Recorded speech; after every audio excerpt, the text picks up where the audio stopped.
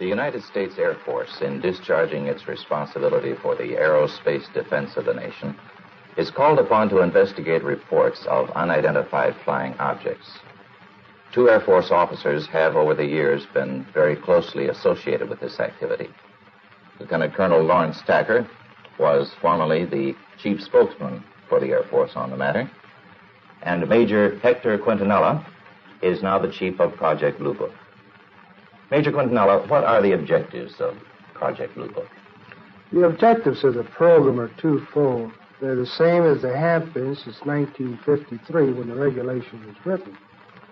First of all, to try to determine if the UFO phenomena presents a threat to the security of the United States. And second, to determine if the UFO phenomena exhibits any technological advances which could be channeled into research and development. What's the record so far? To date, we have over 10,000 cases at Wright-Patterson Air Force Base, of which 646 of these remain unidentified. That's not to say that we could not have identified more cases if we had gotten to the observer quicker and checked the local activity. The Air Force has been accused from time to time of hiding information about UFO. What do you have to say to that, Colonel Tacker? Well, these charges are absolutely untrue.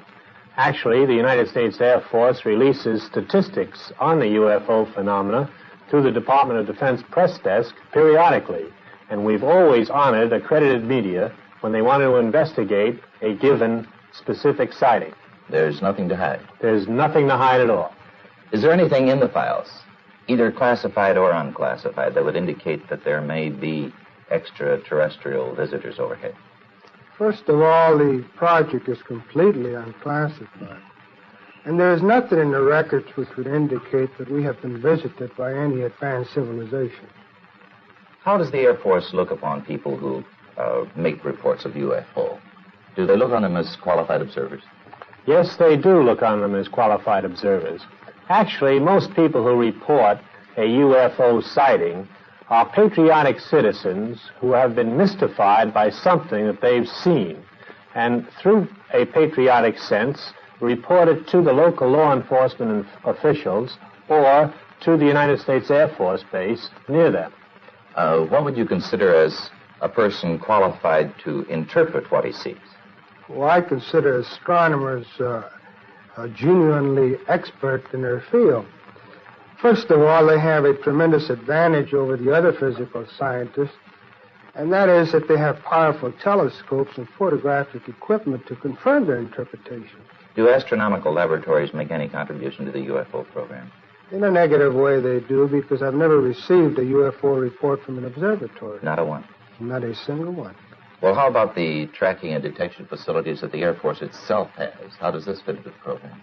Well, actually, to begin with, the United States Air Force is charged by an act of Congress with the air defense of the United States. And the North American Air Defense Command and the Air Defense Command have space tracking facilities which are constantly on the alert 24 hours a day. We're interested in anything that flies in our atmosphere. Well, how about UFO reports in other countries? How are they handled? Well, UFOs actually occur worldwide. However, the United States is the only country in the world that places as much emphasis on the phenomena. Other countries place a burden of proof on the observer and not on their Air Force. That would make your job a lot easier if they did that here. Yes, it would. Thank you, Colonel Tacker, Major Quintanilla.